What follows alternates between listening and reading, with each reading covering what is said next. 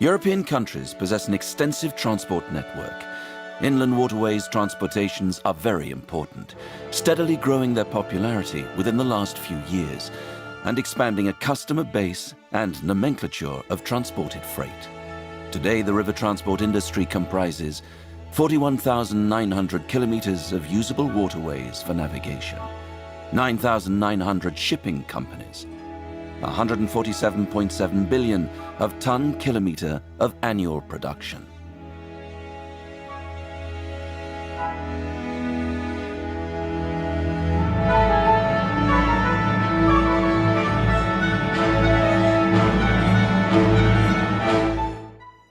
Our company was established more than 190 years ago in spring 1829 in Vienna. After 50 years of our history, the company became the largest shipping company in the inland navigation in the world. Today, we are international holding with 13 entities and 6 branches. Our vessel carrying flags of 5 European countries. Every year, we are transporting up to 2.5 million tons of cargo between Black Sea and North Sea. The advantages of water transport are general use of natural transport ways, environmental friendliness, lower CO2 emissions and noise pollution, possibility for transportations of wide cargo nomenclature in large quantities. Similar advantages serve us to render efficient transport services on the Danube, Rhine and Main. Day and night, whatever the weather, we transport our cargo passing 70 locks between the North and Black Sea. Cargoes are transported with big convoys between the Danube ports and the North Sea ports via the Danube-Main-Rhine Channel on the West Line. Our push convoys, the biggest in the inland navigation network. The size is 240 by 44 meters. Unique extra-large convoys make transportations of cargo between the ports of the lower, middle and upper Danube. The US line serves for regular deliveries of cargo from Izmail, Ukraine to Smederevo, Serbia. Today, our company has at its command one of the biggest and most advanced fleets in Europe. This fleet consists of 230 vessels, including the Danube fleet, capable of forming a convoy of 9 to 12 barges, with up to 19,200 tons of carrying capacity, or 25,300 cubic meters of volume. There are over 100 covered barges, including barges with a GMP Plus certificate. Rhine Main Fleet, capable for transportations of substandard light cargo of 3,300 tons of weight and up to 7,000 cubic meters of volume. We also have a shallow depth fleet, and lastly, floating cranes and maintenance ships. We, First-DDSG Logistics Holding, are one of the best service providers on the river.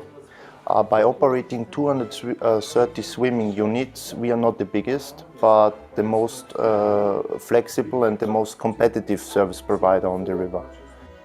Our company pays considerable attention to the development and implementation of innovations, promoting optimal and timely fulfillment of our clients' wishes.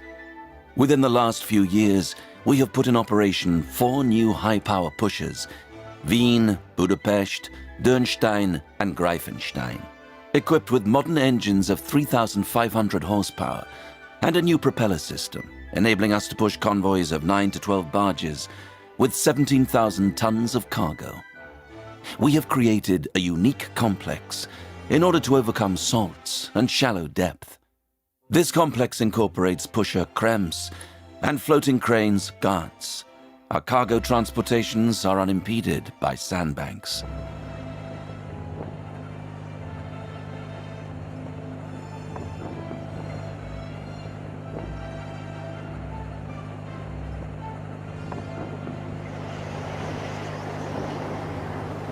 Lastly, we have equipped our vessels Barbara Blomberg, Johann Strauss, and Herzogenburg with a unique system of flexible hatch covers, facilitating loading and discharge of barges and making performance of operations safer and more efficient.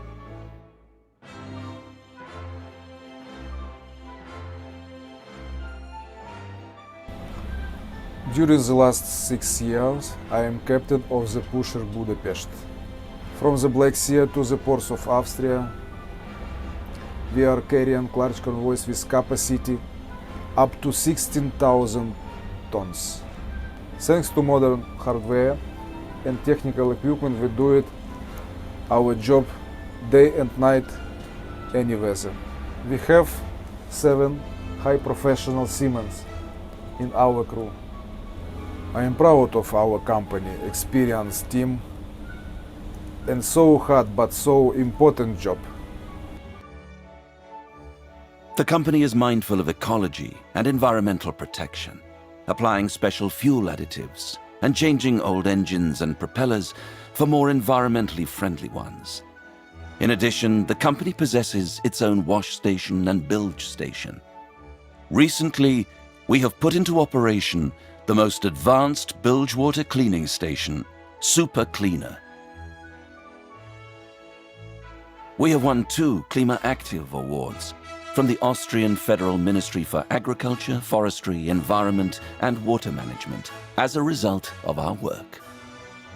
One part of the company's business is our own bunkering complex in Vienna. Bunkering of cargo vessels is performed by our bunker station Möhl, located on the Danube. Bunker boats Wien Tank 1 and Wien Tank 2 supply passenger vessels in the Danube area from river kilometer 1920 to river kilometer 1936. In addition to bunker activities, we supply lube oil and other materials.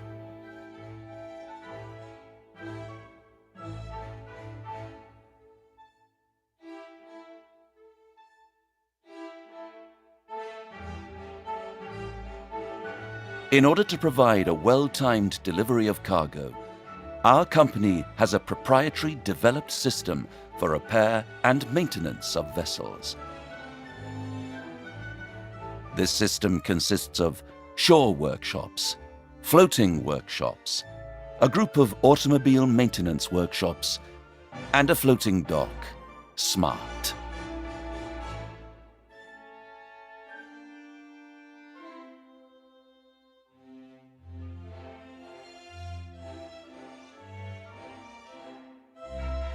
In 2019, we commemorated our 190th anniversary.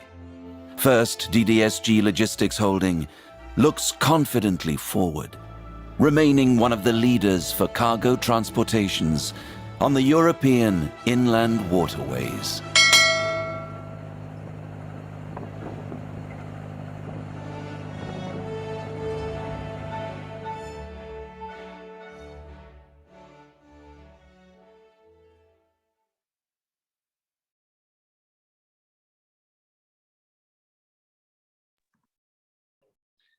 Welcome, everyone, this sunny afternoon. My name is Gergely Andó, and I will moderate this event. Thank you for joining us. I have some practical information before our first presenter.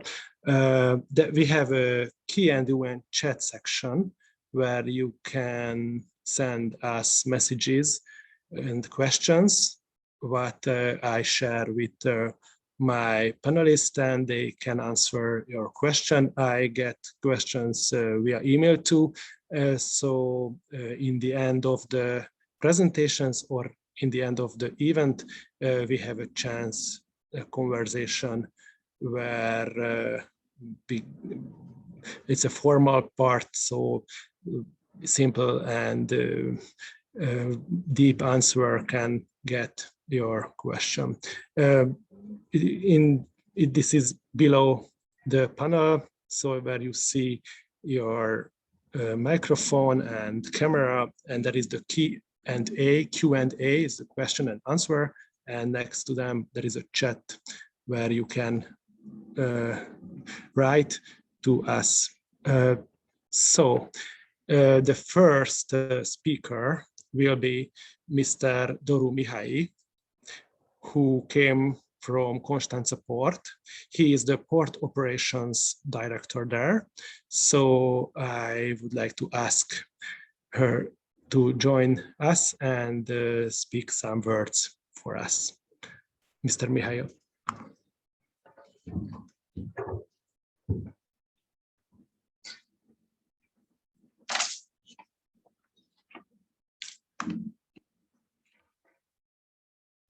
Thank you very much. I'm very glad to welcome you on the second edition of the Cargo on Danube event.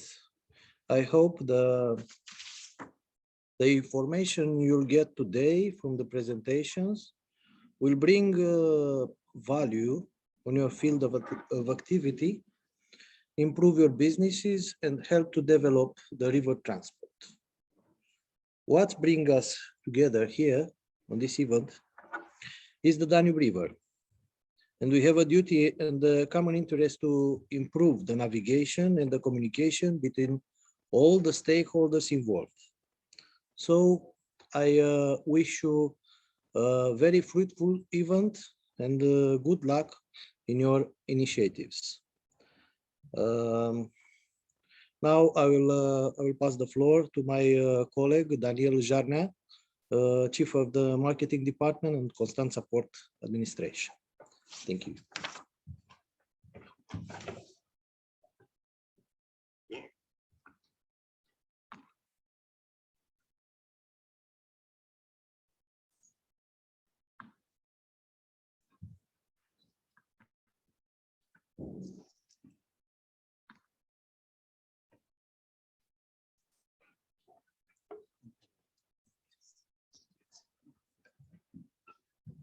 Thank you. I hope you see our presentation. So my name is Daniel Jarnea. I'm the head of the marketing department. Today I'll make a presentation regarding Danube and let's say future opportunities. My first slide has some characteristics of river Danube on Romanian sector and a few, let's say, advantages because of the low number of locks on the Danube, and also because of the Black Sea Danube Canal, the reason why we are both a river and a maritime port. Actually, this is a responsibility for Constanta because being an entry point in the European Union with great importance, such a large port, and the connection to River Danube, let's say, allows us to direct the cargo on the Danube to the different destinations in Central and Eastern Europe. Last year, let's hope to be the last year with COVID, was also a very profitable year for Port of Constanta. All the people involved in their operations, in their activity, achieved performances. And last year we've set up a new record in terms of the throughput through the Port of Constanta. We're talking about 67.4 million tons. 76% was maritime traffic and 24% was river traffic. As you, in 2020, the traffic registered a drop for 10%. But the year before, in 2019, we've already beaten the record, which was in 1986. So the trend is doing well. We kept above the milestone of 60 million tons.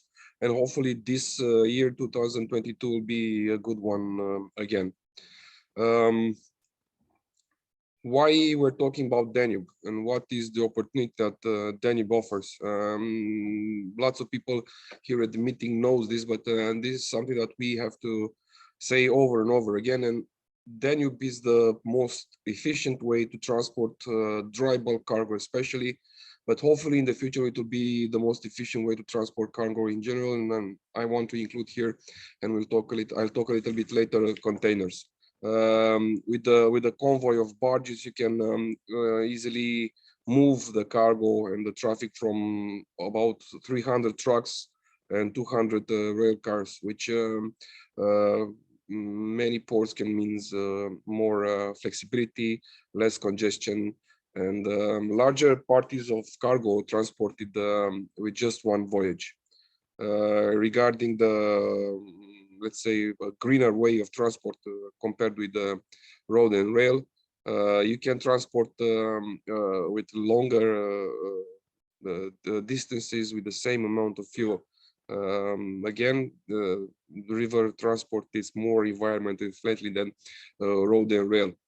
Another argument that we should promote over and over again.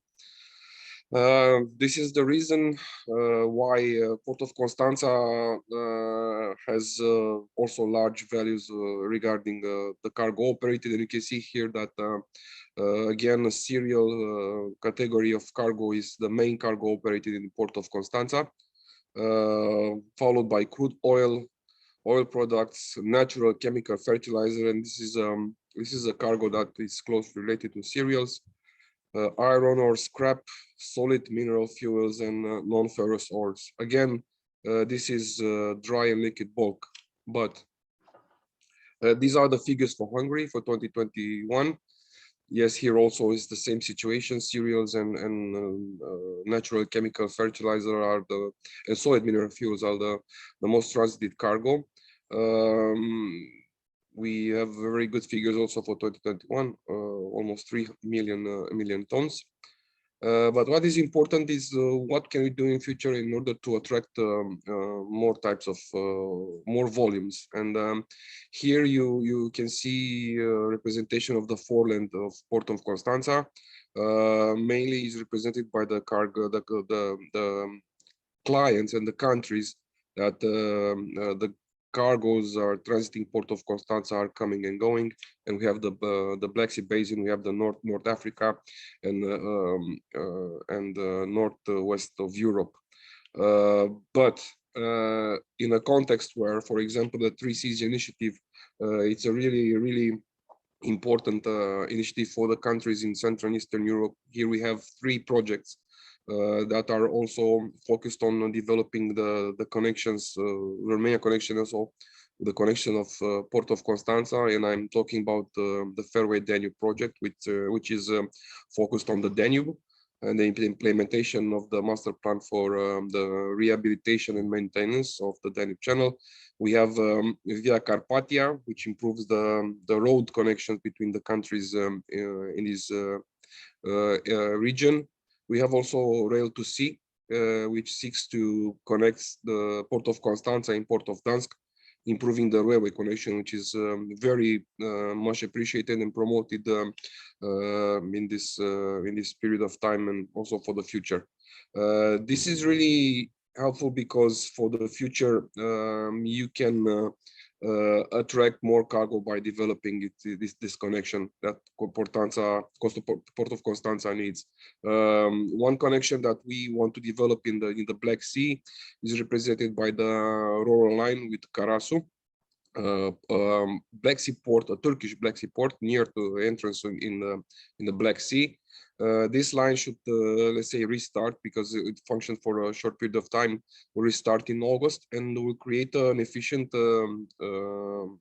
connection with Turkey. And Karasu also connects the industrial areas from Bursa and Ankara and gives an option to transport trucks, semi-trailers, and trailers to up to 10 hours from Karasu and Constanța. So entering in the European Union, it will be very more efficient way to bring cargoes in Constanța and also in Europe, and then go further into Central Europe.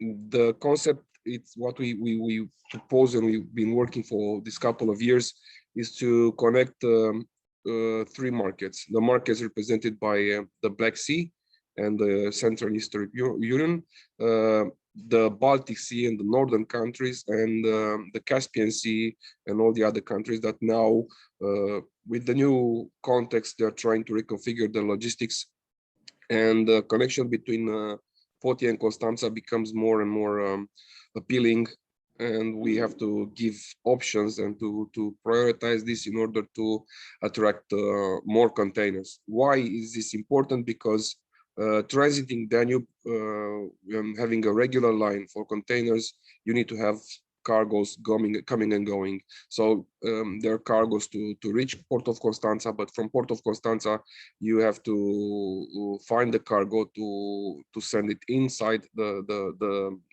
continent. In this way, making the transportation more efficient and more reliable and sustainable. This is an initiative. Last month, Port of Constanta was present at the Black Sea and Caspian event in Poti, and this is a line proposed by TITR. It's an association that promotes the revival of another alternative of another corridor for the Silk Route. And this line should include regular services between Constanța and Poti, and then further on going into Europe, Romania, Hungary, Poland, or any other destination of this cargo. This line was announced in April, May. I don't know if in May we will have it for sure, but the idea is that right now more and more clients and more cargoes are attracted in Poti, and there are containers coming in Constanța via this line, and soon we will have a regular line connecting these two new markets. Also, during this month, we will finish our annual report. I hope that you will download it and find it on our social media channels, and in this way, finding more information about the activity in Port of Constanța and our company. And hopefully, in the next future, we will see each other again, and we will have more developments of attracting and finding more ways to improve the transportation on River Danube. Thank you very much for your attention, and I wish you very fruitful and interesting information in the presentations that will follow. Thank you very much.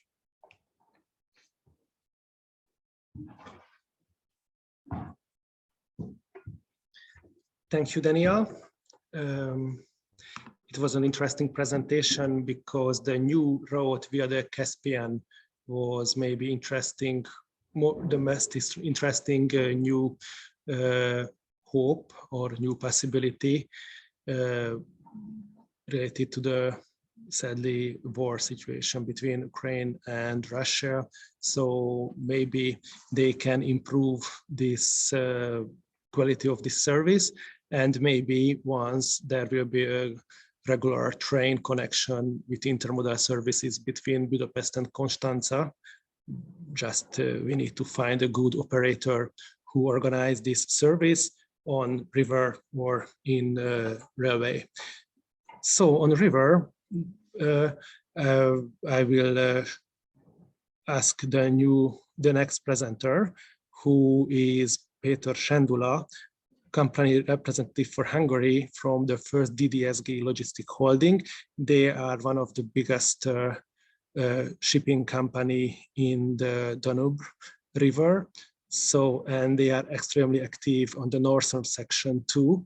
So he gives us an interesting presentation how can we use the Danube at the moment on down and upway. Péter, the word is yours. Thank you very much. So, good afternoon. Thank you for the opportunity that I can introduce you our company.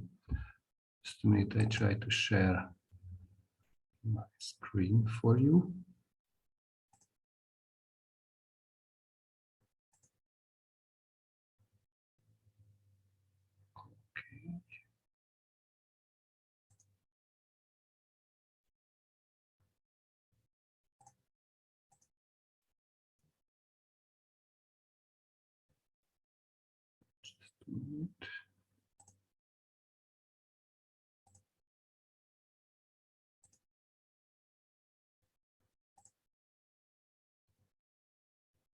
Okay, it's visible.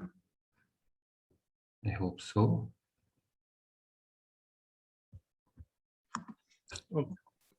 Okay, we see it. Just Okay, step to the next page and I hope it's working. perfect. Yes, thank you very much. So, our company, First-DDSG Logistic Holding, is founded more than 190 years before, which means that I can say we are not a startup, but have a long experience in the transportation of the Danube.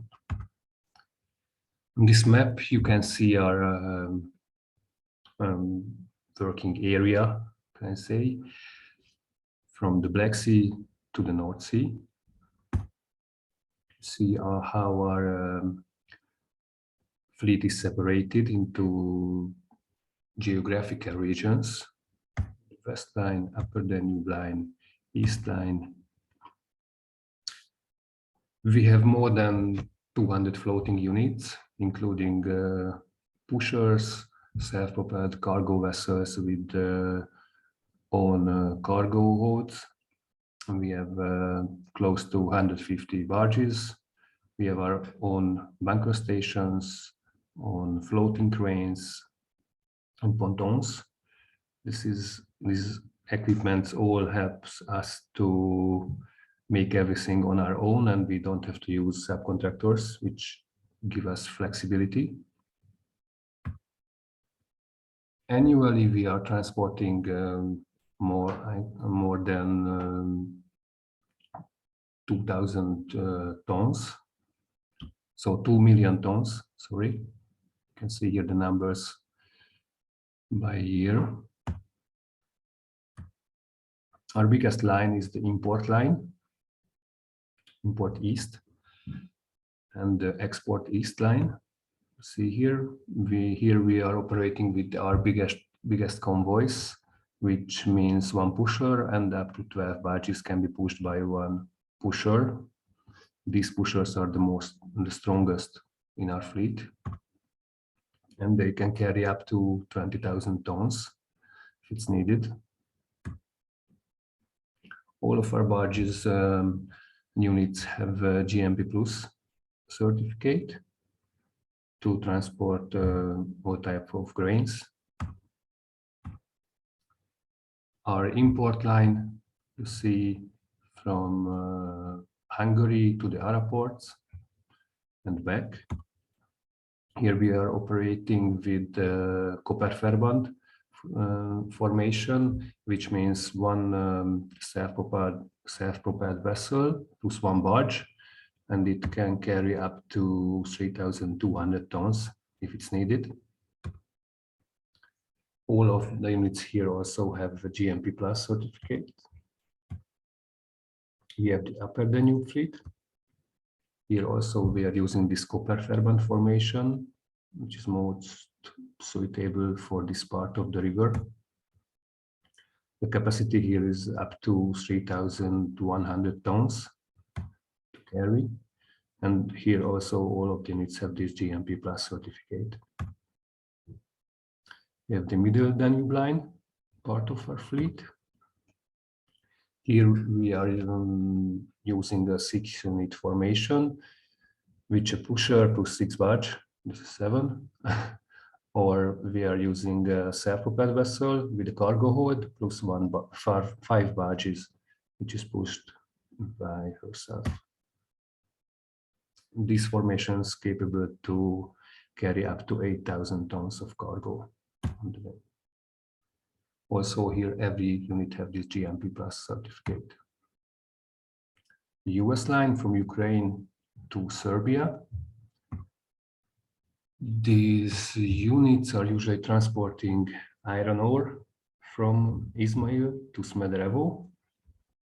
It's a self-propelled vessel plus 5 barge, up to 8,800 tons. And here mainly we are using non-covered units from the fleet, because here the cargo don't need to be covered.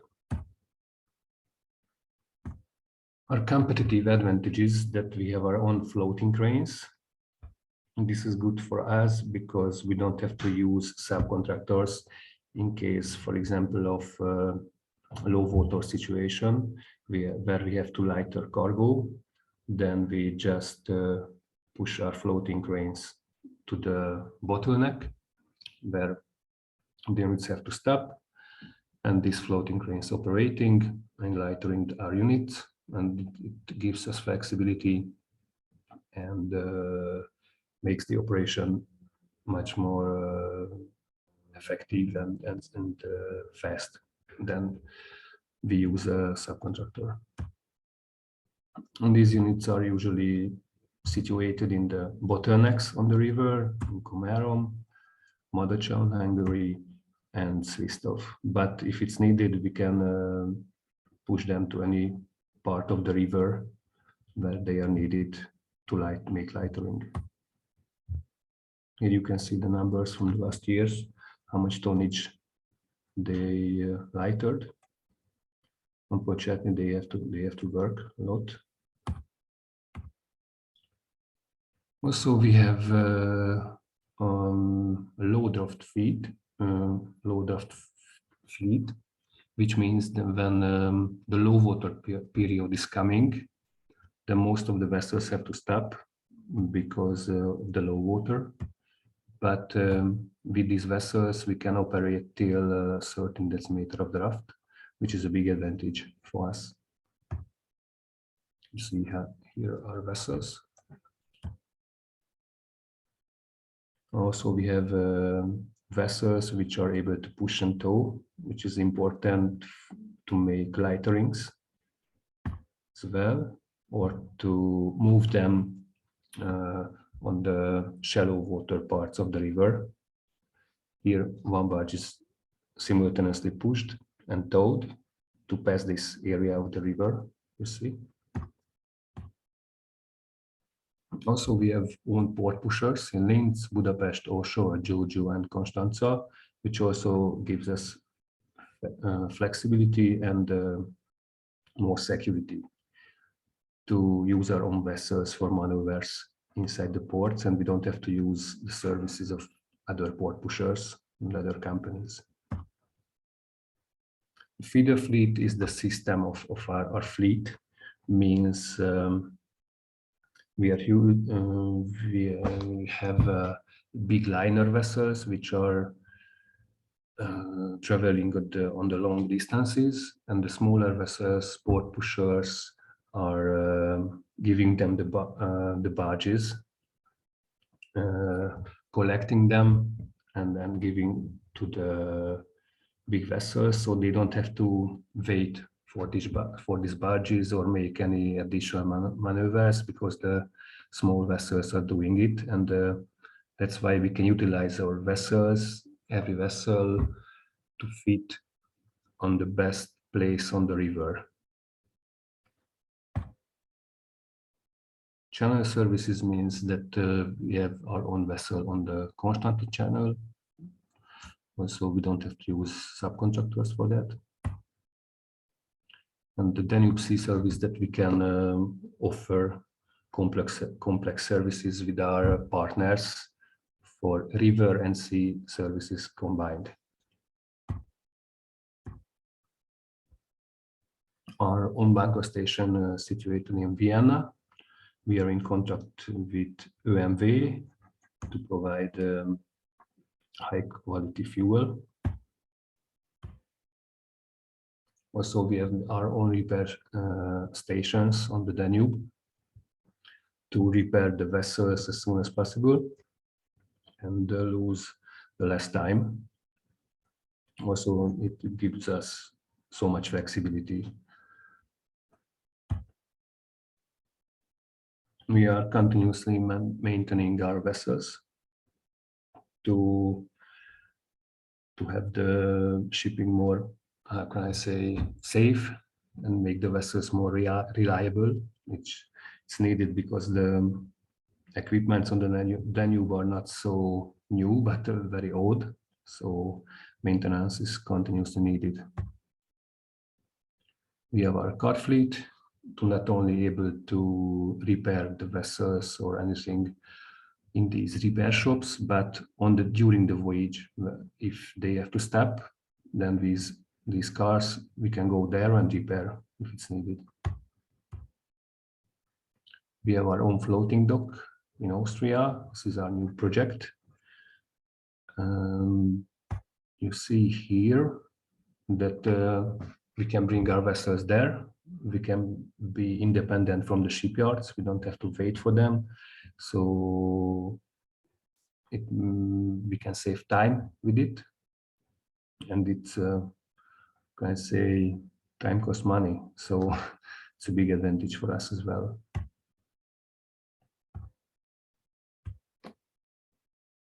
Also, super cleaner to disposal of waste oil. Waste, I mean the pH water and oil from our vessels. Here you can see the modern separator, which is inside this super cleaner. We are, as I mentioned, we are continuously maintaining our vessels to have them in good condition, but we have to modernize them as well, or rebuild them as well. So here you can see our vessels, Rafael and Dürstein, which were previously a self-propelled cargo vessel with own cargo hold, and they were able to carry up to 3,000 tons of cargo. But now they became a powerful pusher, and now they are able to push up to 12 barges, which means close to 20,000 tons to be able to push. Also, our vessel Milk, she got a new engine, modern engine, and much more powerful than before. So she's also able to push more barges and work more efficient. Our company is ISO certified and also GMP plus certified. So we have insurance, which can cover all the risks regarding cargo, regarding our equipment. It can cover all risks. We have our own safety policy. That's why we have all vessel inspectors. They are regularly visiting our vessels and check that everything is working in order. Alcohol is strictly forbidden, of course. And you see here that we have all needed equipment on the vessel to make the work safe. And also it's every instruction on the vessels is multilingual to be sure that everybody understands what is needed to work safely. And what it's shown before me, it's a comparison of the three ways of transportations, and it's clearly see how it's mentioned before as well, that the river transportation is the most efficient, and it per tons it creates the less pollution and uses the less energy. So it's worth to use it, I think.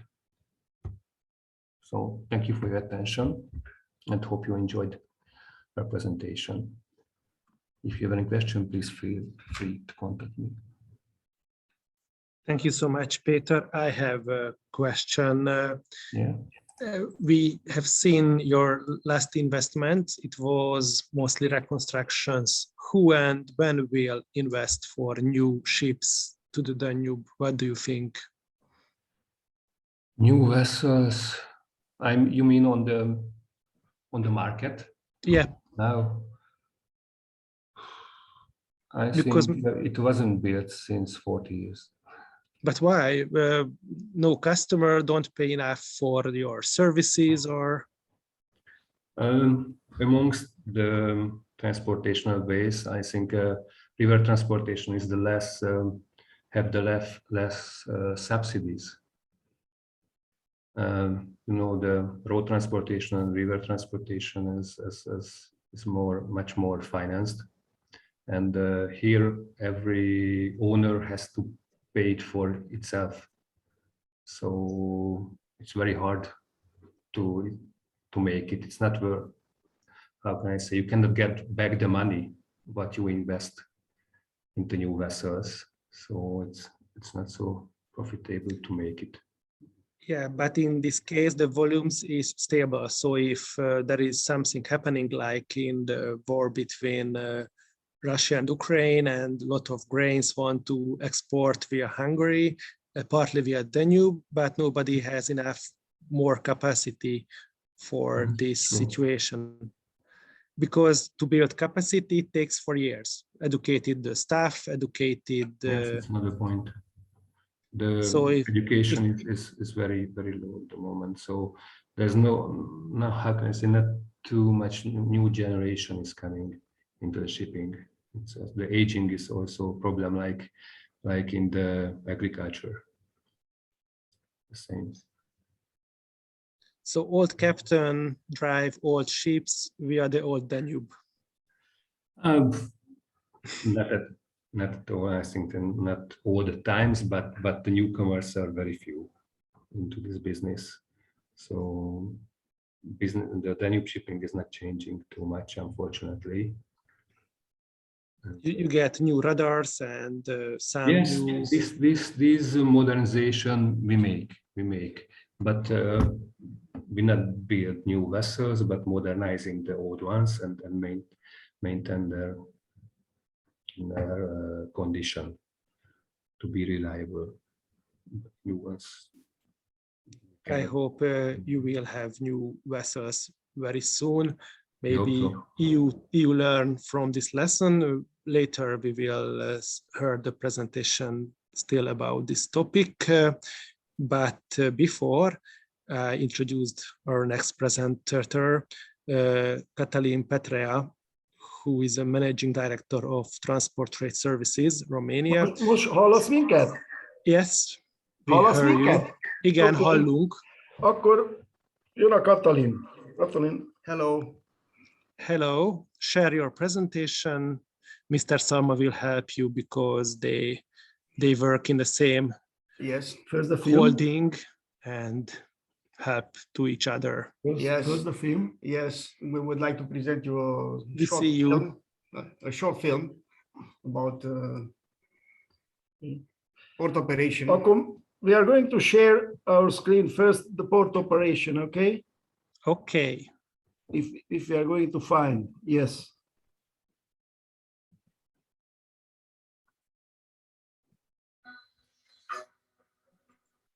Start working.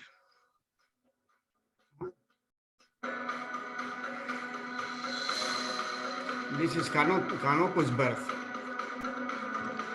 The 50,000 tons flat, and they are not hearing you. Yeah, they do hear you. Do you hear us as well? Parallel to yes, the film? We hear you. Yes, we hear you. So we welcome your comments. This is Canopo's berth, the one on which we have 110,000 tons silo, and where we are operating grains mainly. We are having also some short crane of 80 tons capacity, ship loaders, and we can achieve between 400 and 800 tons loading rate per hour. The berth where this, now you are seeing the multi-buoy mooring system. This is the buoy where the Cape-size vessels are moored, and they are lightered until the moment they can enter in the Panamax berth. This is Chernobyl, the lock.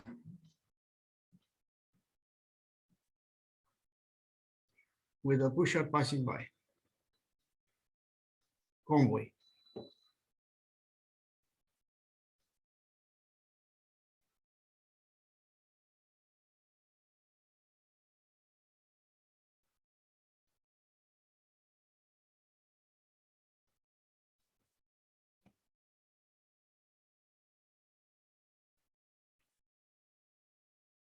It's a Merkur 300 horsepower type. Okay. Stop here. And now, wait. Now we are sharing. Yes, this one, but wait. This one. Do you see it?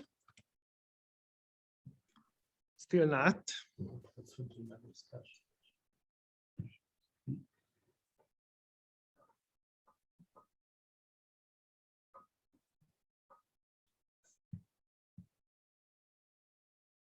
Okay, first step is good. Do you see it? Do you hear Yes. it? Yes. Hello?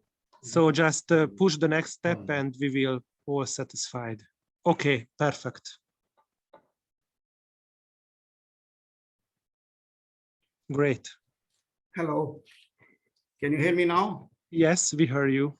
Yeah, TTS is a big forward company, which since she was founded in 1997, is trying to grow permanently and to achieve the best of the market, if it is possible, by two ways of increasing, meaning a vertical one by acquiring port operators and river transport companies on the Danube, on the Armenian part, and also trying to extend it on abroad ports and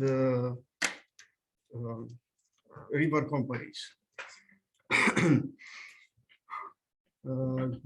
I'm not aware that if okay, since last year we were listed in the stock market in Bucharest. And this listing, it was forcing us to reduce the numbers of the companies the group it is having, the TTS group it is having. In this moment, we are having only 16 companies on the group, 11 of which are dealing directly with the main activity of our company, meaning port operations and river transport and forwarding activity, international forwarding activity. Regarding the international forwarding activity, there is TTS itself, TTS Bucharest itself. There is also TTS Vienna, which is taking care about shipments upstream Hungary and Austria, upstream Danube. We have Plimsoll, which is also taking care and it's doing their best in order to achieve shipments also in the upstream part of the Danube. And the last one on which we have small shares, it is called Trans-Terminal Chișinău. Trans-Terminal Chișinău. This is a Moldavian forwarder, rail forwarder company, which is using Russian type wagons. Regarding the river transport, we are having our main part of our group, which is Navrom Galați, the biggest fleet we have, having about 250 covered barges, about 170 barges, uncovered barges, 38 pushers, 12 tanks, and also some small barges.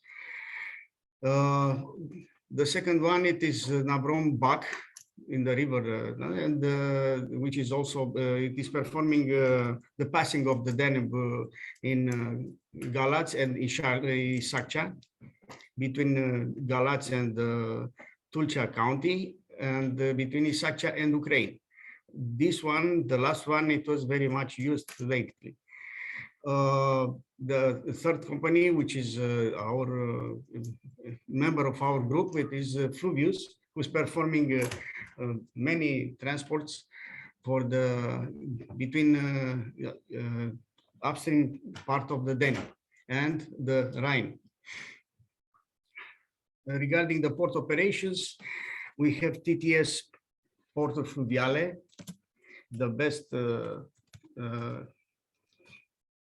bulk, the biggest bulk transshipper in Constanta by floating cranes. Do you want to change this? And our fleet consists, and after that we have Canopus Star, which is dealing with, you saw some photos from Canopus. It's yeah, we operate in Romania. Canopus Star also. This one is the one having the 110,000 tons silo of grains, and we also we have the TTS Porto Fluviale, who's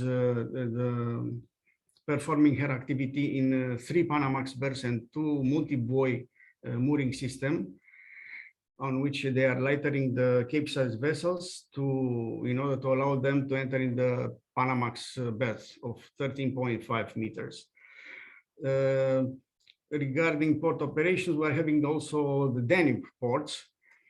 Regarding the Danube ports, which we operate, it is there are in Galați, in Brăila, Oltenița, Giurgiu, Beckett, and Turnul Severin, and also we have our new entrance port, which is in Hungary, the port of Fais, which is transshipment has transshipment facilities for grains and fertilizers. Now not only bulk and bagged, now also liquid, trying to do liquid. Regarding the ports, what can I tell you? In Galați, we have a 30,000 ton silo, which is it is supplied by trucks and by wagons. Two kinds of wagons: European type and Russian type. I mean, large gauge type. From the silo can be discharged the cargo into trucks, into wagons, but also in barges. Brăila, it is another port of us. We are performing grains transshipment. They have a 3,000 tons flat store for grains, and also they have some small warehouse capacity for the fertilizers. Also, they have bagging bulk equipment. Oltenița, it is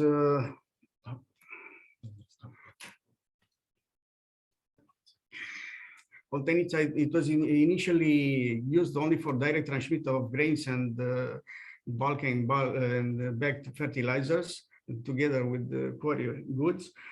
But after last year investment, we were also building a flat warehouse, and we were the platform was entirely cement. It was with concrete, and it was there was made a strong investment in this area. Same investment, it is planned to be made this year, commencing with autumn, in Giurgiu, where we are still having a 6,000 ton silo for grains, but the warehouse which we have for fertilizers, we are intending to put it down and to make a platform, and after that to make also a flat warehouse in that area. And last but not the least, Beckett port.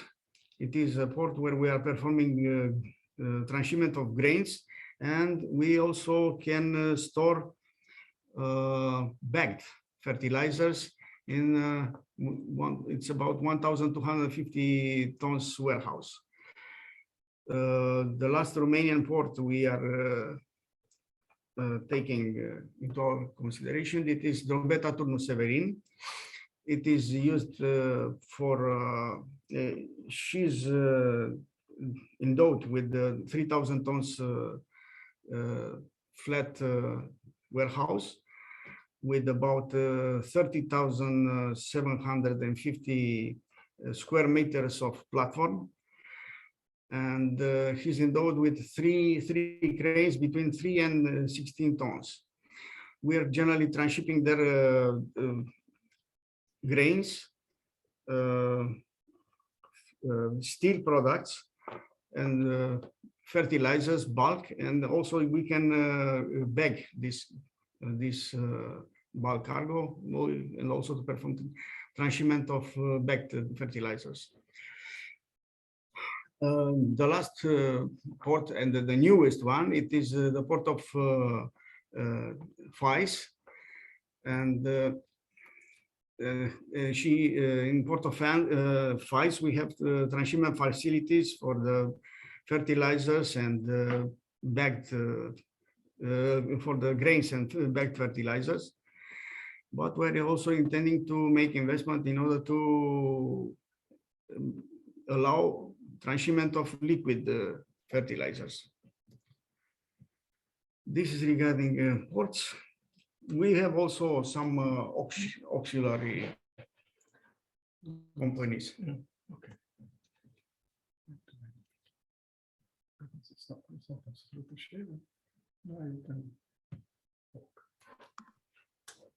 Yes. So we are making about 10 million tons of cargo transport during the year. I was looking last days in the situation of my colleagues. We were making from the beginning of the year until now about 4 million tons of cargo transported and invoiced, out of which half it is minerals and steel products, and products designated to the steel factories and rolling mills. About 1 million with 1,100,000 it is grains.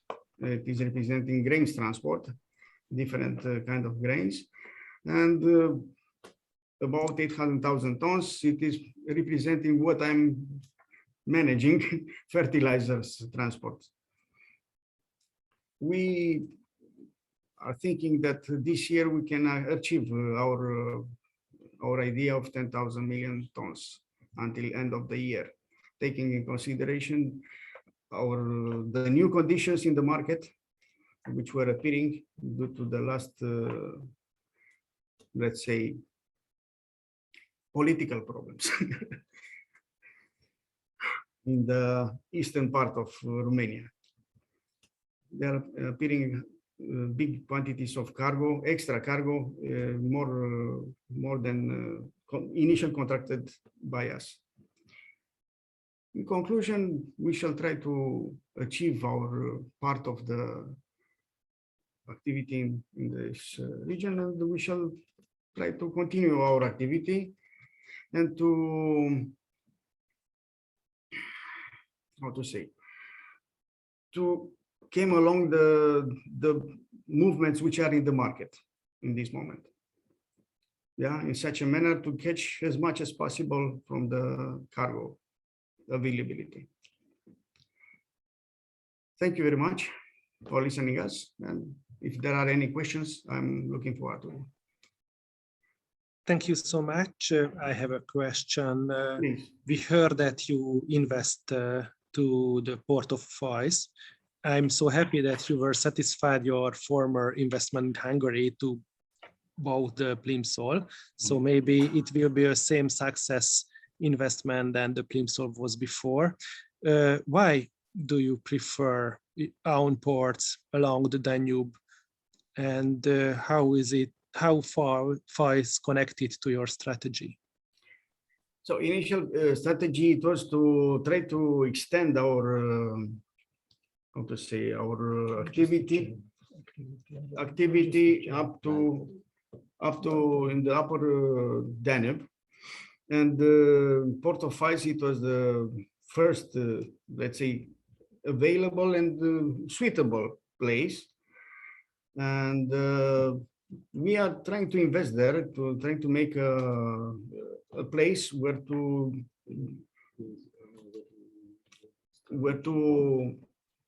how to say, to be used by our barges also. Yeah, let's say exactly in case of low water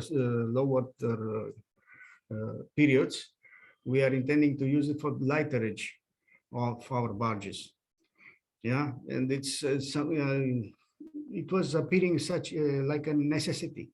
Yeah, taking in consideration actual variation of the level of the water and conditions on the market. You know, let's say. So our first investment last year, it was made in Oltenica. Most probably this autumn we shall continue with the port of Giurgiu, and we shall see maybe if there we shall get some let's say European money. We shall try to extend our Constanta port silo capacity, yes. But this is depending on very much things in this moment due to actual situation in the market. Thanks. So I hope Mr. Szalma will be satisfied with your price in Fais port, because former we get a presentation about how expensive to lighting a ship just 50 kilometers before their target. So hopefully he will be more satisfied in the future in low water. If I'm not going to be satisfied, I'm going to kill Catalin quite soon. Maybe he's the last time he visited in Budapest. So thank you so much again. And the next presentation will be much more future orientated. Mr. Robert Rafael is the secretary of the Danube International, who is a lobby group for Danube, and they are close cooperation with all the stakeholders to find a solution that came from the old fleet and navigation difficulties. So I hope he can send us a clear message how they dreamed the future. Robert, try to share your presentation and start if you can.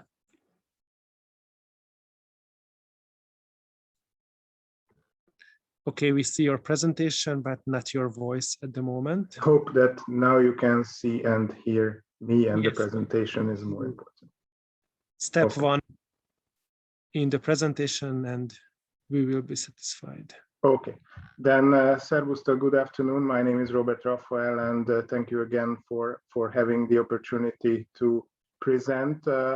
As Gergely introduced, we are an association of the users of the Danube from all kinds of perspectives.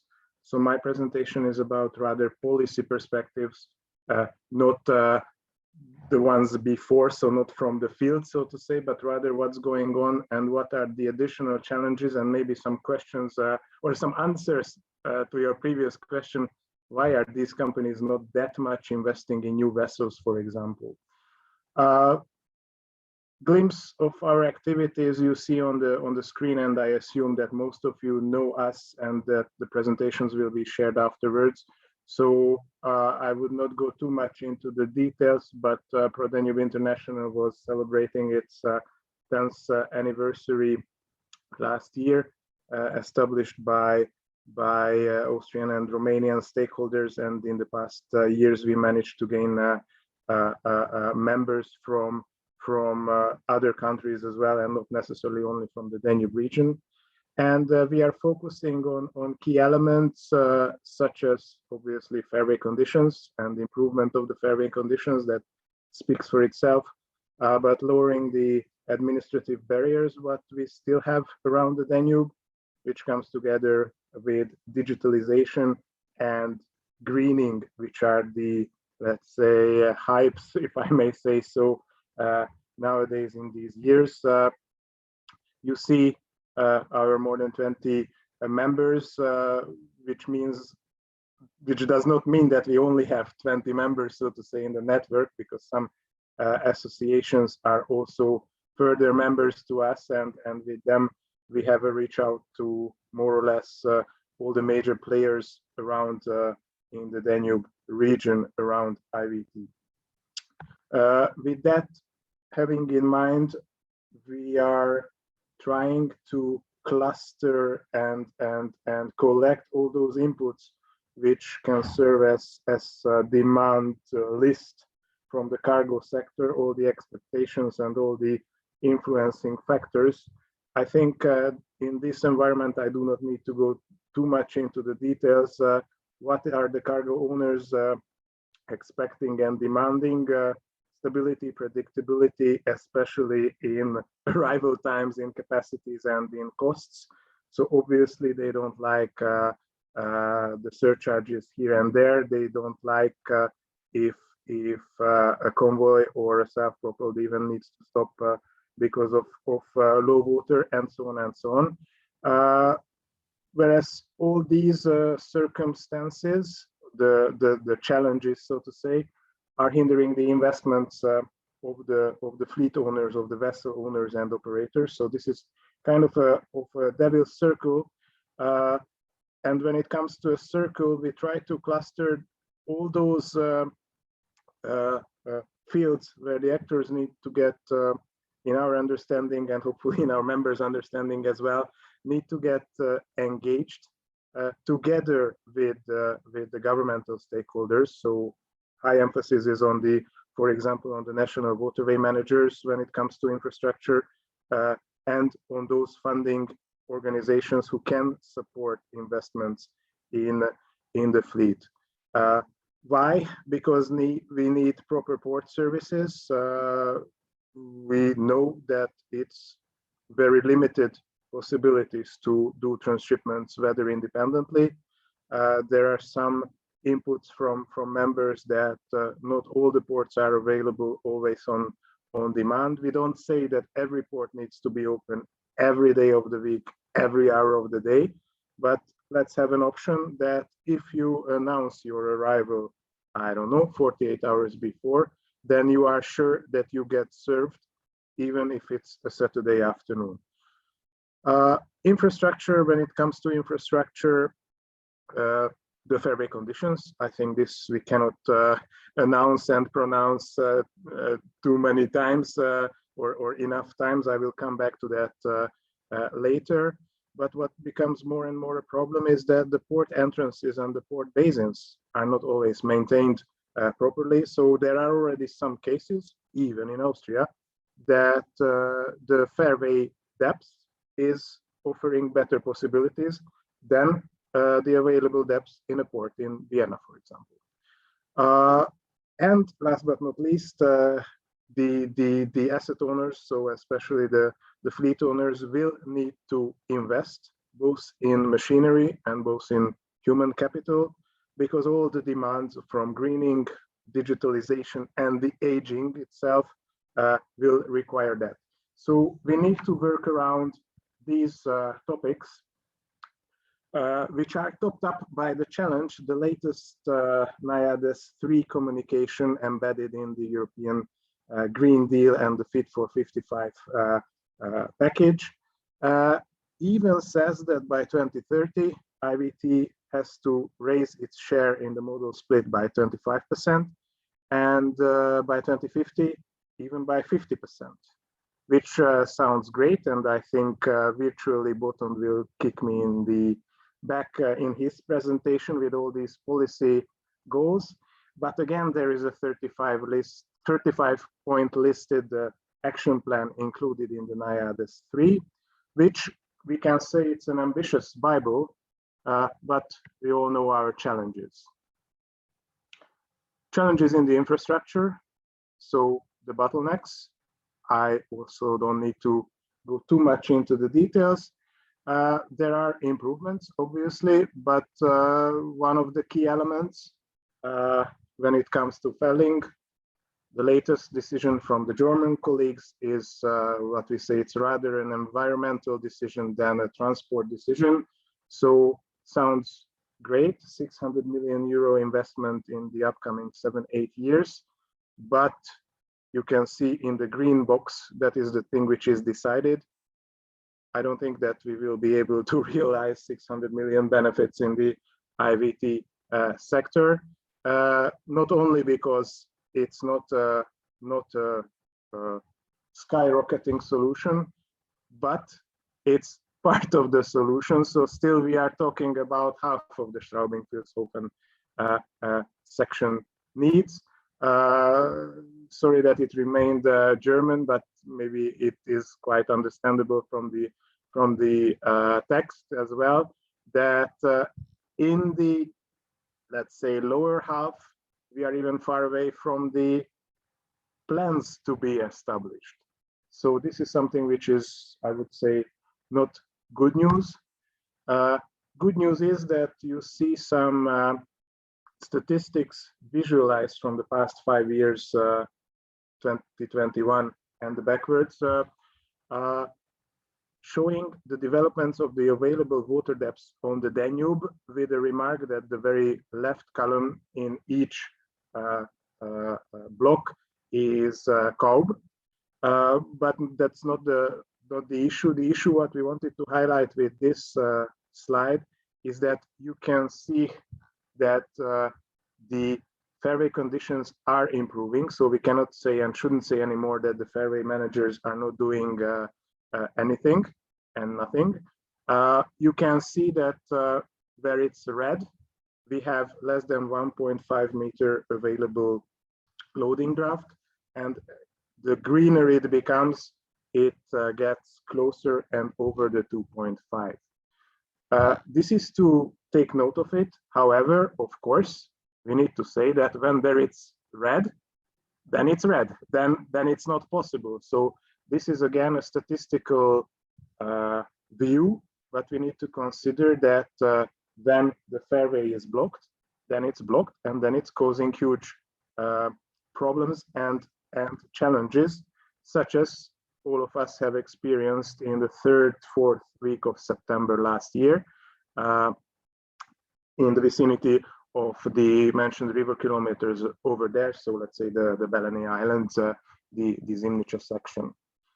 For that, we called for a cooperative and proactive fairway management at the same suspect. So basically the European Commission services, the Rhine-Danube Corridor Coordinator, the Danube Region Strategy, Danube Commission, and so on, to be prepared for such situations, because the waterway managers, thanks to mostly EU funding, are well equipped with sensors, are well equipped with surveying vessels, well equipped with marking vessels, and well equipped with digital tools such as river information services.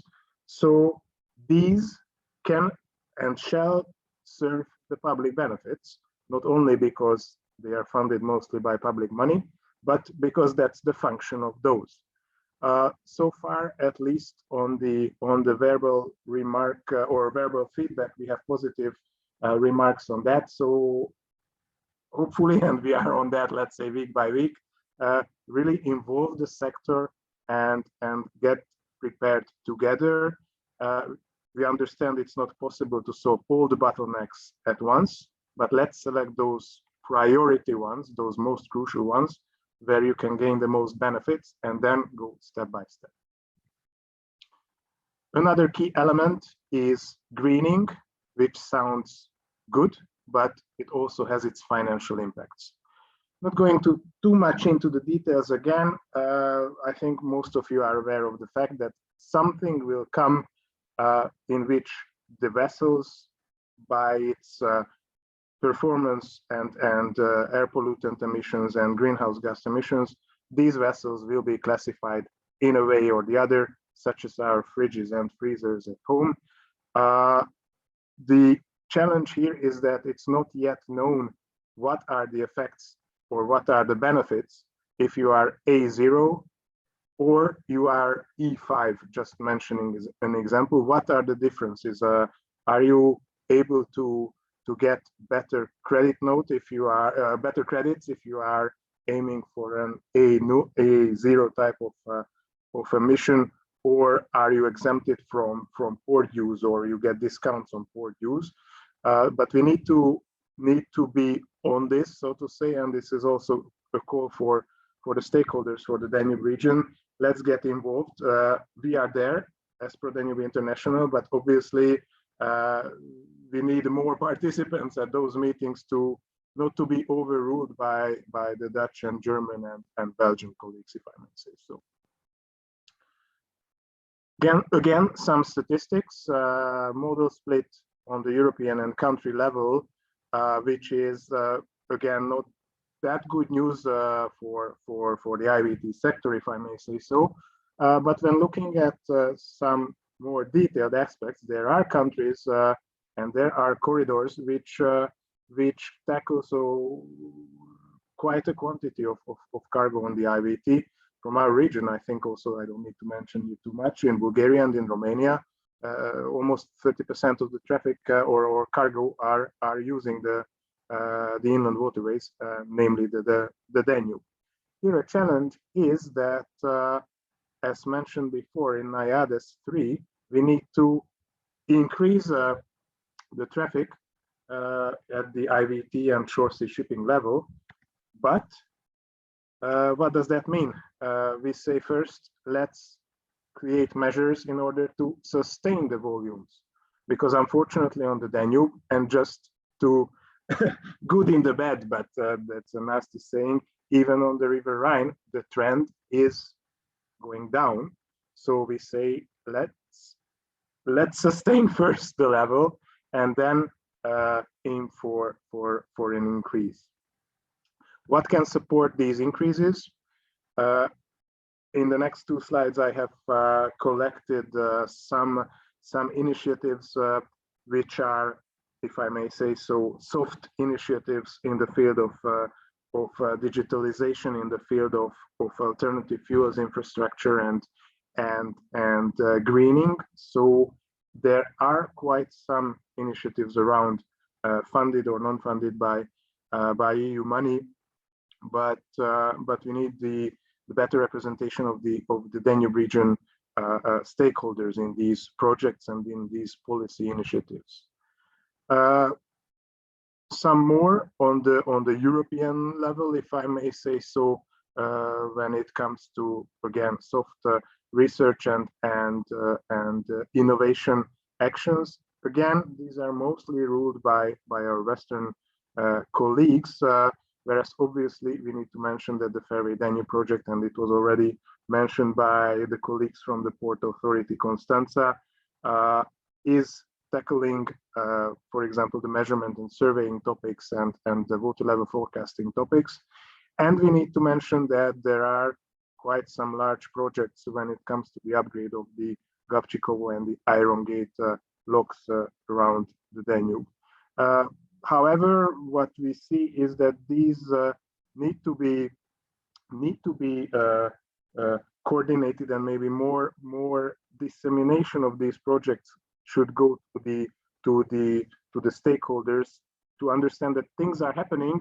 You have chances to do your business. Obviously, we always demand for more. When we say that we demand for more, Pro Danube is running the Danube Ports network with several ports as members around the Danube region, and try to come up with joint initiatives. When it comes to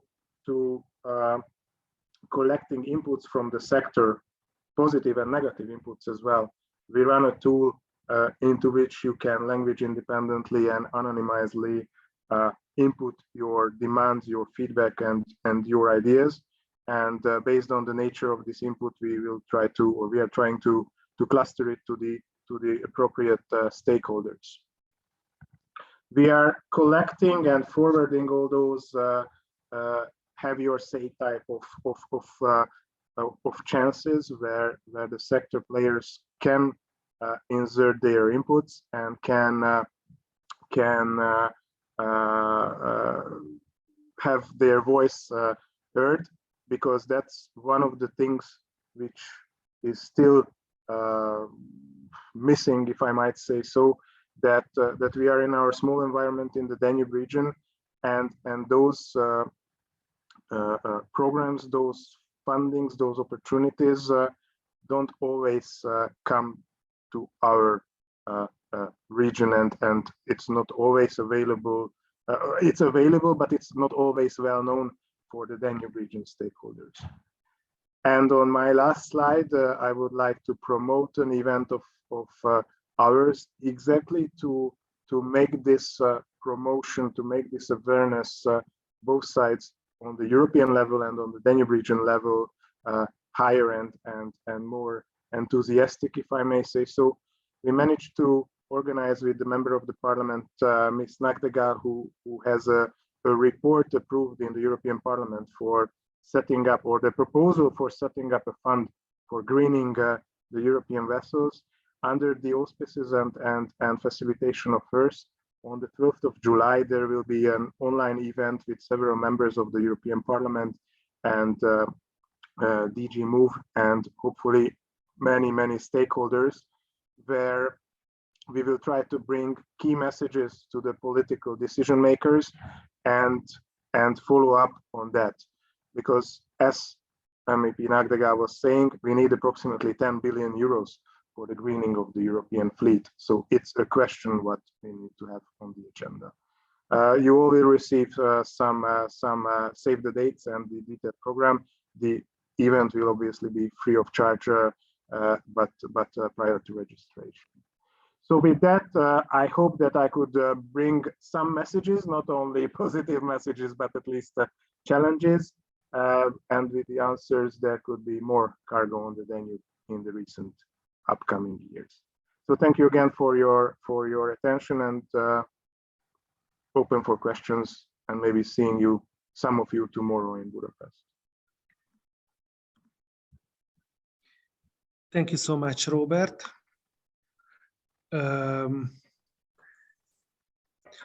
I follow your presentation, and you say many things about infrastructure, and we see that the volumes of the Danube freight traffic is not growing at the moment.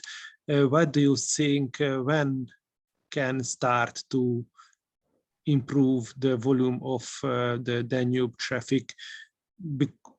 Maybe after the bottlenecks, maybe after new ships arrive, maybe after the political or excess fee changes on the road and rail, or the energy crisis of the roads and the railway. So what can help to improve a visible volume of the Danube traffic? A good economist would say it depends. Let's say that already mentioned by previous speakers, currently you can see a growth on the spot market due to those unforeseen and really sad circumstances happening just a few hundred kilometers away from us. So, but that I would say really like spot.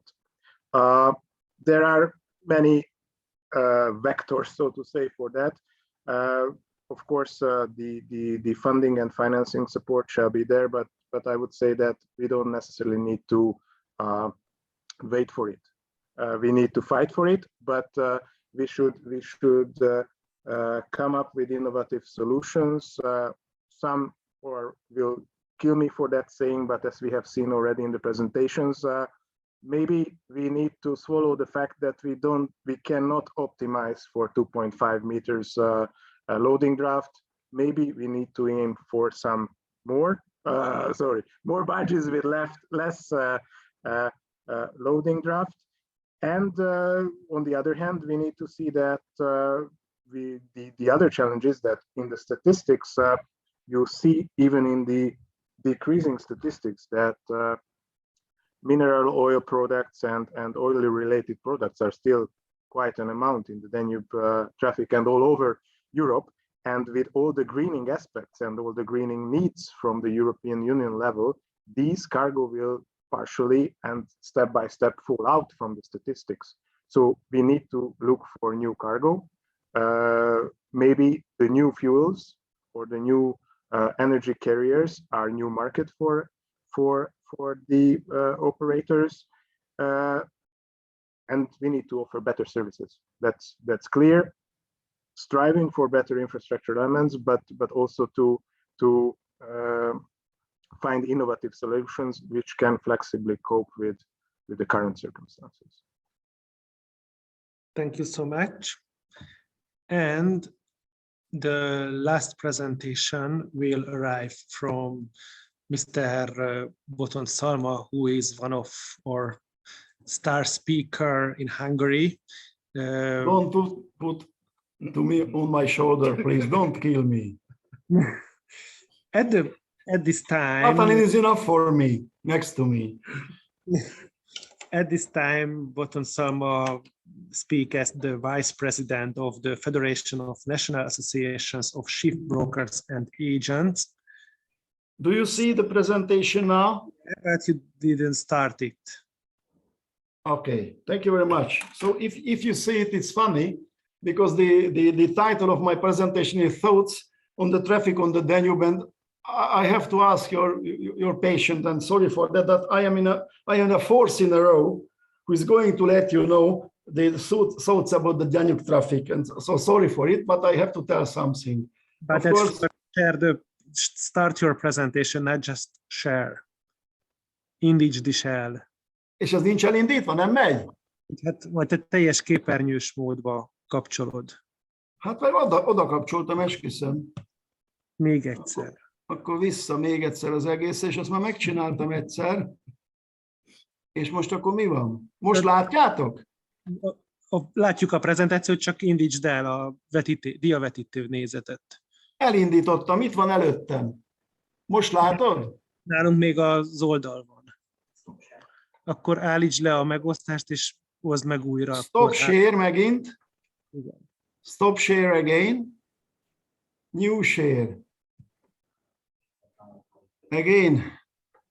Do you see it now? Most már tökéletes. So this is the cover page, so sorry for that. I am the fourth, but of course, if we have fleet ports and the cargo, it's not enough for us. So my thought is that in order to have a real waterway access on the Rhine-Main-Donau waterways, which is a European strategy since 30 years now, we badly need to maintain the waterways itself. So this is my biggest headache out of the other ones. This is my favorite, if it works, but it does not work. Don't ask me why. Yeah, slump or crisis. You see, this is my second slide since 10 years now. Of course, we are talking about economical and political crisis. I can assure you that we have moral and ethical crisis. So we have to first solve the moral crisis and problems, and others will follow. This is a quotation for you, and this is a motto of my today's presentation, that the politicians are the same everywhere. They promise you a new bridge even where there is no river. And if somebody doesn't know it, it was Mr. Nikita Khrushchev. He was a Soviet politician, a party leader. So river shipping is worse even for a cattle as well. So we are happy, but if you see the graphs and if you see the data of the Danube shipping, we are not so happy as this Milka cattle. I have to make a promise to everybody. I am not going to present unreadable graphs. I'm not willing to give you tables with useless data anymore. I do not want to see throughput data and no any worldwide company structure with everybody hates it, but have to suffer to see. Only facts of our industry. Let's talk about industry really. These are the changes in the volume of transport goods in Hungary. If you see it, it's quite easy because the rail transportation volume decreasing, goods ton kilometer decreasing, Inland transport waterway volume decreasing nearly 9%, 8.9, and the goods tons kilometer decrease. So if you see it, you are screaming and crying, because only the road transportation is the real transportation in Europe and in Hungary. And we would like to greening everybody. So we are talking about greening the industries, the new models, the climate changes, etc., etc.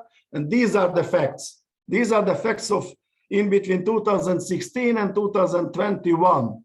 So, ladies and gentlemen, nothing changed so far, even if we are having, I don't know how many EU programs to solve that. So I have a $1 million question, and it was a question of the Association of Hungarian Logistics Service Centers, or find a way or build one. So we have to have a decision. We are going to find the right way for the river shipping, or we have to build one. If we are not going to act, we have to close this shop, sorry to say. The market. The market is so easy. So everybody knows the market and nobody understands the market. If you see the Ara and the upper Danube, the freight levels are slightly increasing. It's true, but if somebody is in this business, please consider the wages, the bunker, and the costs. Just one for your guidance. If I am going to employ a fully certified master up to Rotterdam, it costs me 250, 270 euro per day. This is the 2 days wage on the market. Slightly decrease the quantity, and you see in the previous presentations as well. Hungarian import especially is extremely weak, export and import as well. We have unpredictable water levels. What does it mean on the market? The market are going to lose his confidence in the shipping and not going to return anymore. Second is aging professional workforce. Later, we are going to have another slide for it. Think about it. We have overaged workforce and we have lack of workforce. And without workforce, we are not going to use our fleets, even if we have 20 million tons cargo more. This is a distinct Hungarian disease, the last point of mine. This is use of short commercial parity. Our traders are using short commercial parity. This is a big mistake. You have to use long one. But of course, it costs money and it needs knowledge. And the knowledge is power, I know, but the knowledge is less and less. So sooner or later, we might become politicians as well. Lower Danube. Weakening export from Hungary, stronger imports, but we have millions tons of cargo, but we can't handle it properly. Increasing the freight rate, but very slightly, and we do know the reason of the increasing freight rates. We have slow turnaround time still, so it takes time to arrive, to cross Černá, to wait on the anchorage, to have custom clearance. So I am like a parrot, but frankly speaking, yearly an average ship having the traffic between Hungary and Constanta are going to lose 1 month with idling. 1 month, which costs money, a hell of a lot of money. So it doesn't matter where we are idling on road or rail, it's a disadvantage. We would like to become a competitor and a competitive against rail and road. Sorry to say, we are not competitive, unfortunately. And of course, the missing results because of the Ukrainian war. I am not crazy, believe me. So just think about it. This is Ukrainian war. Ukrainian Danube ports lost already. Ismail, Rainy. I'm not talking about the others, so you can't use Uzdunais. So you can send 200,000 tons of deadweight cargo capacity to these ports. You are not going to load anything because this is a bottleneck. We don't have capacity. We don't have loading and discharging capacity. We don't have logistic. We have logistic blindness because of wagons, because of transshipment, because of warehousing or missing warehousing, and because of the custom clearance. So, and on top, just think about it, about the market. Everybody knows this gas oil surcharge. Today's CBRB, now it's not CBRB, DBK now, or DBM, but now, it's still over 129.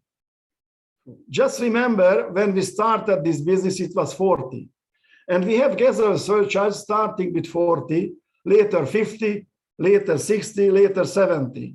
We, shipping people, are idiots. Everybody, you, Catalin, myself, DDSG people, all others around the table, because we are raising these bars on our own. What's going to happen? Our partners is going to accept it.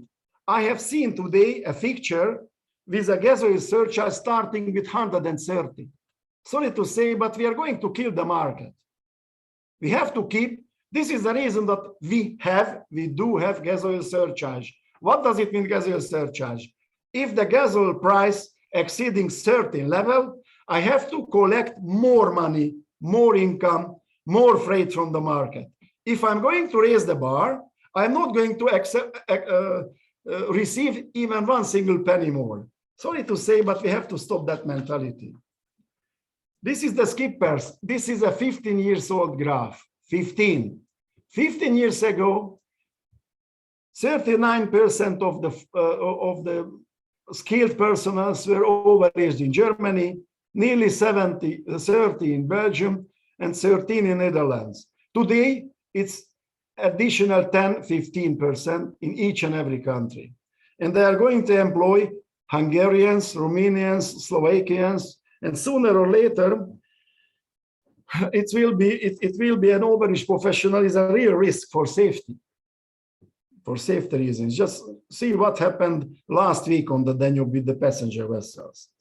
On top of it, I know that the youngsters do not want to work. It's a hard work. Shipping is a hard job. It's a hard business. It's much better to sit in front of a computer. Do we have any future? I have to raise this question in any case. Yes, we do have, but what kind of daily headaches we all have? All. I'm talking about all the companies. Crew. This is really a disaster today. And if you are not going to have a crew member, it's another data.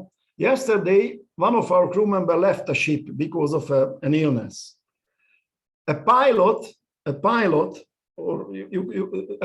costs 600 euro per day, plus traveling costs. I repeat it again, 600 euro per day, plus traveling costs. And if he's going to work on Saturday and Sunday, 50% more. Fleet. Everybody is talking about modernization. Sorry to say it, but this is a joke.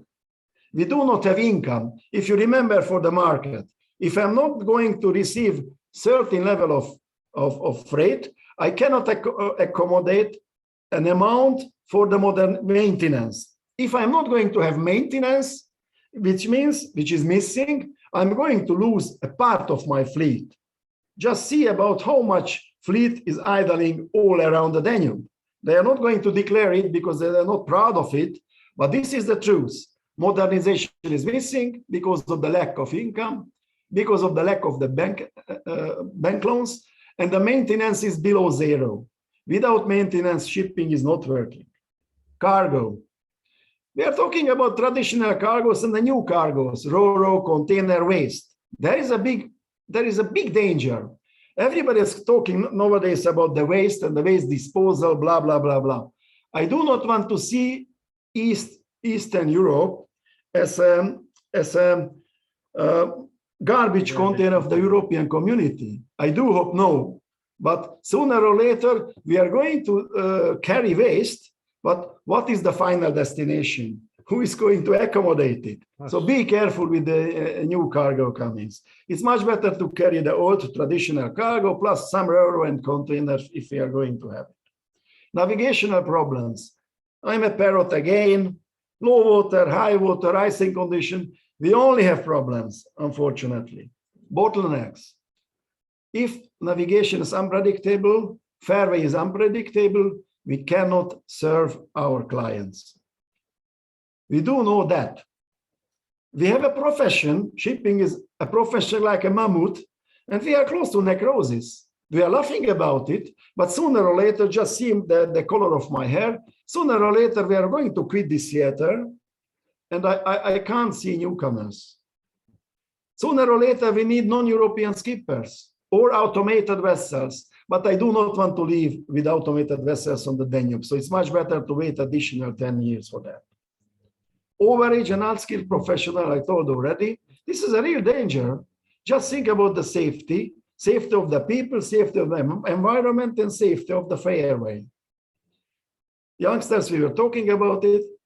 Sorry to say, but I have to tell you that we do not have more time to decide. Everybody likes the shipping business. Everybody likes shipping, but nobody wants to work in shipping. Shipping is the most popular job today, of course, but this is most popular job in the television or in a movie, but not in reality. We have the Common Air Regulation for shipping professionals since 17th of January. It's funny, it just happened with my company. If you wanted to stamp in your Siemens book, in your book, they refused in Germany because they told us that we have to do it in Hungary. In Hungary, we are not putting anything in because this is a common EU regulation. But on the 5th of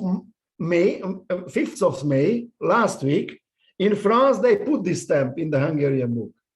So there is a mess, still in a mess in the common EU regulation regarding the professional on board. Bottlenecks on Danube. I do not want to repeat myself, just think about this slide. Frankly speaking, I have a feeling that we do not have bottlenecks on the Danube. No, the Danube itself a big bottleneck. This is Danube, and this is a bottleneck. Okay, still actual. Do you remember for the European Transport Policy 2010? Time to decide. Nothing happened since 12 years. And just for your guidance, this is white paper, but this is second white paper. First white paper, 2000, 22 years ago. If somebody born at that time, he is going to graduate at chemistry or at a medical university after 25 or 24 years. So it's time to do something. Of course, everybody's ringing the bells, but nothing happened. We are deaf and dumb. But I have some questions. Why don't we decide, and who is going to decide? Where is the role of the Danube Commission? Where? And the second is, what is the role of the Danube Commission? Just compare it with the Rhine Commission. We do need a good commission in order to work for the shipping community, not only sitting in Budapest and enjoying the life of this magnificent city. This is the high-level conference. I don't want to repeat it. Wait a minute, because I made a mistake again. But make it clear, the Danube works for Europe, and this is the economic backbone of Europe. Greening means stronger shipping industry. This is the greening reality. We have to regulate the Danube River. Don't talk a lot about programs, regulate it. And finally, Danube Commission must have leading position, like CCNR. So without leading position, we are going to talk a lot, but nothing going to happen. So we have been going over the same issues for decades. Belgrade Convention, if you remember for Belgrade Convention, you must revise it. This is a big bunch of fantastic, very polite and very nice ambassadors representing 14 countries, if I'm correct, but it's not going to help to the shipping industry. So if you continue to sleep, we are not going to have more chance to strengthen the industry. Please wake up and full speed ahead. Thank you very much. And if you have any question, just raise it. Okay? I am free to reply. Thank you. Thank you, Matt. Thank you so much, Botond. I have a question, and until I start my question, there is the chat panel and the Q&A panel, what the attendees can use if they have any question, and our panelists can answer. Or if somebody wants, yeah, if somebody wants, we can give them the voice, right? So just show their interest, like raise a hand button or during the chat. But be careful with the questions. Do you remember for the old joke of a lawyer? Yeah. But somebody goes to the lawyer and would you be kind of let me know which is your cheapest service? 3 questions, $50. Oh, are you so expensive? Yes. What is your third question? The first question arrived from Mr. Rafael. So, yes. Yes, it's rather a remark just to top up what Botond was saying, that besides the fact that we are rather staying asleep, our colleagues in the trucking and rail sector are also greening. And unfortunately, there is something which we lost in the past years, at least what I learned from the Austrian and German railway operators, Deutsche Bahn and the BBC, that at least on the cargo side, they are nearly running 100% on renewables. So coming back to Daniel's slide, saying that the most environmentally friendly, blah, blah, blah, blah, it's not necessarily true, unfortunately, anymore. So we need to find either another way of argumentation, but it's not true anymore in all the relations that inland shipping is the greenest. Sorry, don't call it greenest, but if you compare, for example, if you are talking about Austria, just think about rail cargo Austria and rail cargo Hungary. They had losses a lot. What's happened if you are having losses in the books? The Austrian government is going to put the money into the company. In the river shipping, nobody is going to put money if you are going to have losses in your books. So sorry to say, this is a hardly subsidized transportation sector. And we can talk about Deutsche Bundesbahn as well. So sorry to say, this is a competition when we are running in a barefoot and they are running in a special shoe. So I understand what are you talking about, but we don't have sources. But on top of it, you know, because you are Hungarian, we don't even have a ministry for transport. Can you show me one single small country on earth which has no ministry for transport, or somebody, a state secretary dealing with transportation? And we are in the middle of Europe. We are in the middle of the European waterways. We are in the middle of the European transport networks. We would like to become a logistics service provider, blah, blah, blah. I cannot, of course, Abebe Bikila won Olympic medal 55 years ago in barefoot. Today, we cannot win Olympic medals. And the competition What I wanted to highlight is, and good that you mentioned the Austrian example, okay, being Hungarian, but living in Austria for some years, I also read and receive all those newsletters. Just something which is annoying, I mean, for our sector, yes. If you are investing in green engines and green technologies for example, in trucks in Austria, yes, there you have a program with which for your next 5 years, let's take a truck being leased for 5 years, you can exactly plan your business, because today it's black and white on the whiteboard of the ministry that if you invest in an electrified truck, just an example, yeah, you will get this and this Eurocent of discount from the MOUT, so from the highway toll, you will be able to run 24/7 inside the city. Absolutely as well. right. So you are absolutely right. You have the defined list what benefits you gain if you invest. Okay. In inland waterway transport, this is something missing. So maybe we should come with such a list to all the ministries all over Europe and request a harmonized scheme for that. Maybe. But you are absolutely right. But in Hungary, you cannot ask anybody, only the policeman at the corner. That's the other point of the challenge, if I may say so. But we are trying to at least collect some ideas, because just for your guidance, because you know it. Do you remember that 3 or 4 years ago, they declared that they are going to have an LNG terminal at Chapel, in the free port of Chapel?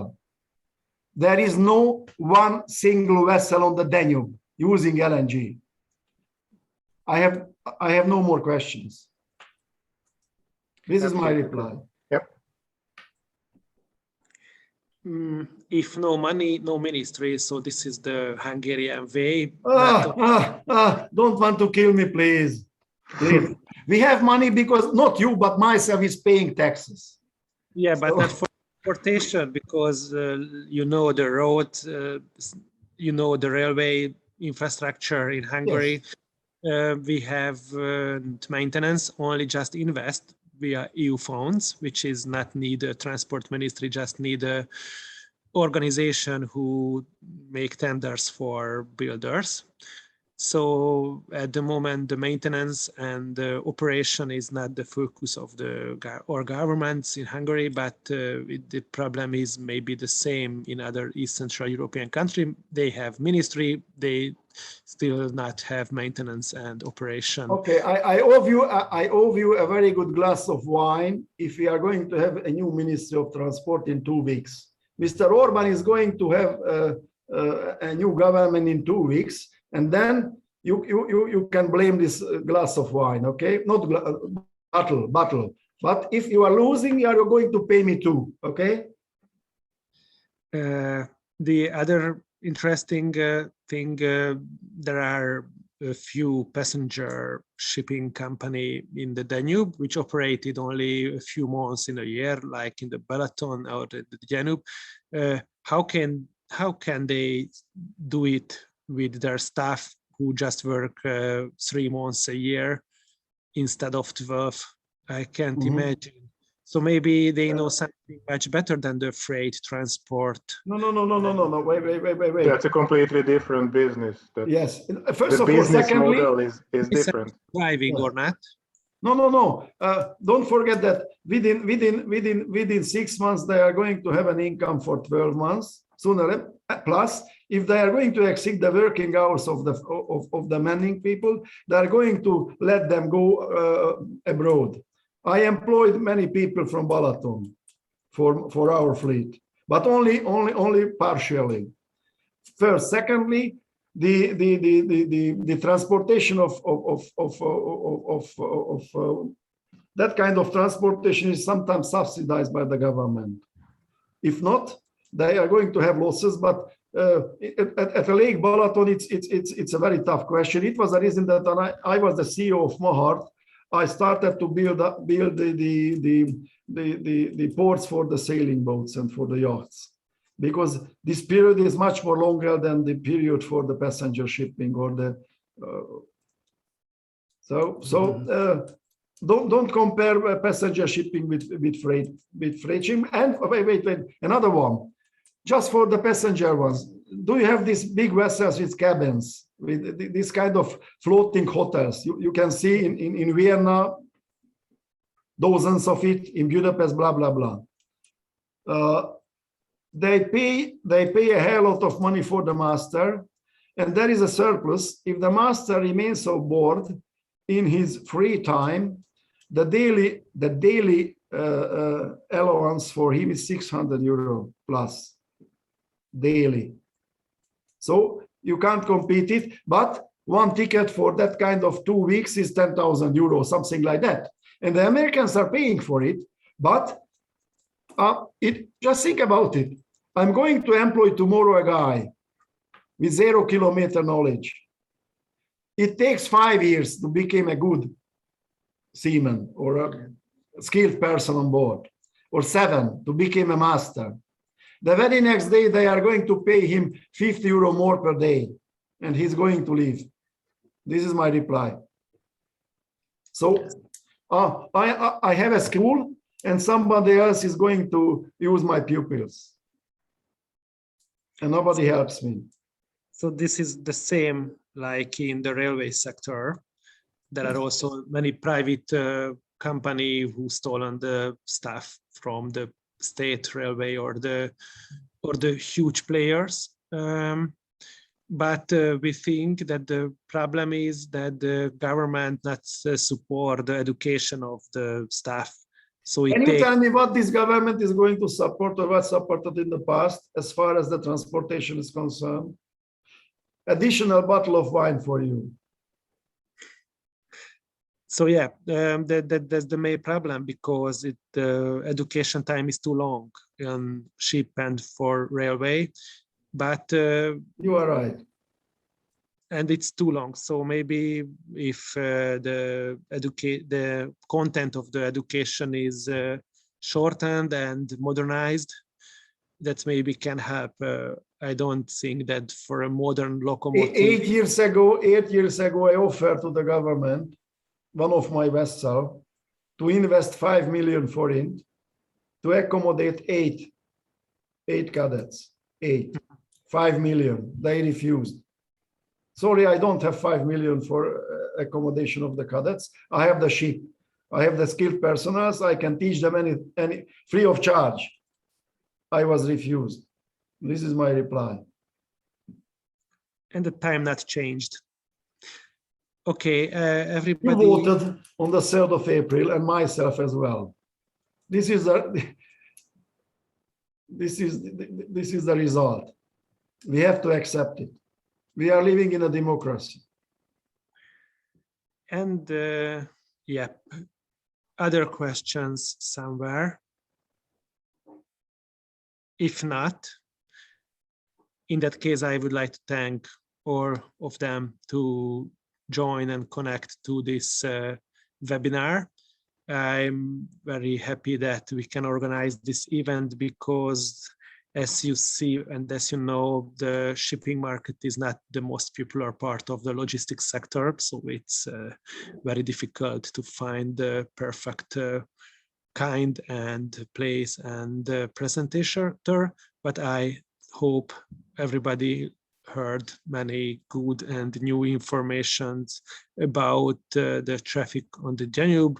We invited most of the key stakeholders to show and share their experience, and they did it. I really thank you so much for my colleagues to be here and help us to do this conference. Thank you so much you listened us, and thank you so much to follow us.